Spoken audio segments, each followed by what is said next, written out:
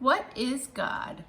By Etienne Beritzer, illustrated by Robbie Marantz.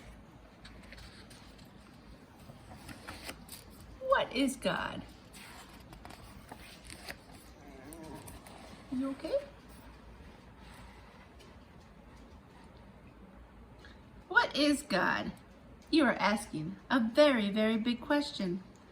Boys and girls, grown-ups and old people, everyone wants to know, what is God? People who live in forests and mountains, people who live in deserts, in cities, on farms, everyone wants to know, what is God? Maybe we can't really talk about God because maybe we can't see God, or even taste or smell or touch God. Maybe we can only feel God, like we can feel love, or like we can feel happy or sad. Maybe God is what you feel when you stand on a very high mountain and see a big, beautiful view all around you. Or maybe God is what you feel when you hear beautiful music, sometimes soft, sometimes loud. Or maybe God is what you feel when you see a million stars at night and you feel very small looking up at them. Maybe we can feel God where there is loud thunder or bright lightning outside our windows.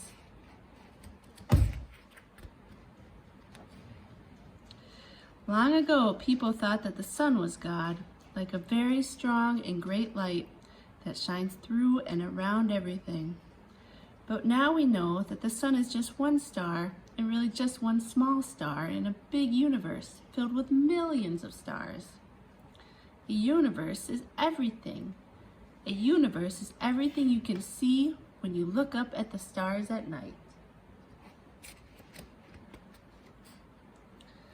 Some people think that God is an old man with a long white beard who sits up in the clouds and looks down at us all the time. They think that this God knows everything, everything we do or say or even think.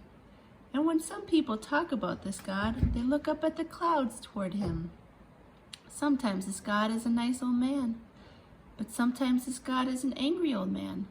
And some people think that if we are not good, this God will be angry with us. Next time you fly in an airplane, look out the window at the clouds. But you won't see that God there because no one has ever seen that God. Maybe God is an eternal mystery. Eternal means forever and ever, and a mystery is like a big puzzle with lots of pieces you have to fit together. Is there anyone who can really tell us how all the many pieces of this big and forever puzzle called God fit together? Some people think that there are teachers who have been able to solve the puzzle, what is God? These teachers, men, women, and even children, have come from many places in the world and have talked in many different languages about the question, what is God? Some of these teachers still live today, but most of the great teachers lived long ago, and people passed their teachings along to their children, and so on. This passing of the teachings went on for many, many years, and that's how many religions got started. A religion is a belief held by a group of people who all understand God in the same way, usually as one teacher taught them about God. People of the Christian religion understand God as a teacher Jesus Christ taught them about God. People of the Jewish religion understand God as a teacher Moses taught them about God. People of the Muslim religion understand God as a teacher Muhammad taught them about God.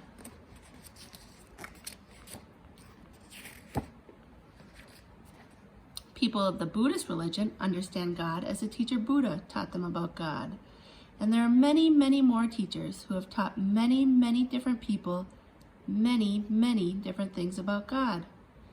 But if there are so many different ways to learn about the forever puzzle of God, how can we ever begin to understand God? We can start by reading different holy books.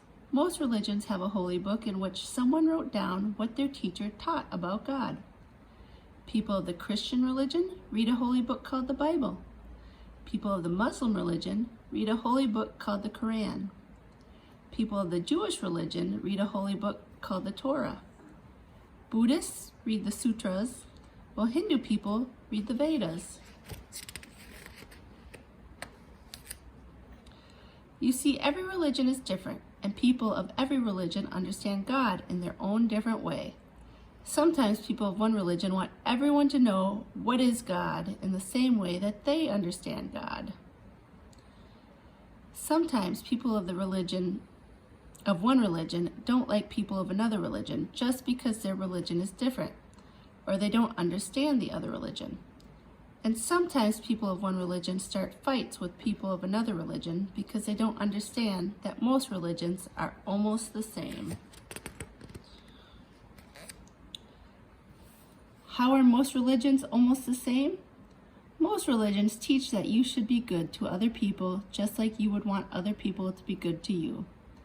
Most religions say that you should not lie. Most religions say that you should not steal. Most religions say you should not hurt people. There are many ways all religions are the same.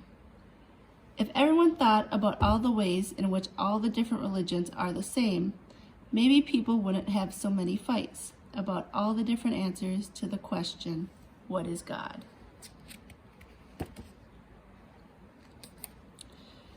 Praying is a way to talk to God, and people of all religions pray.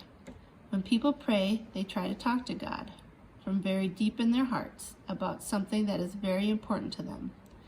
People pray to God in many different ways. People pray while sitting or standing, or they pray by reading from their holy book. And people of different religions pray in many different places called churches or synagogues or mosques or temples. But you can really pray anywhere, by your bed or in a park or on a mountain, as long as when you pray, you really mean it. But wait, we have only talked about the big religions.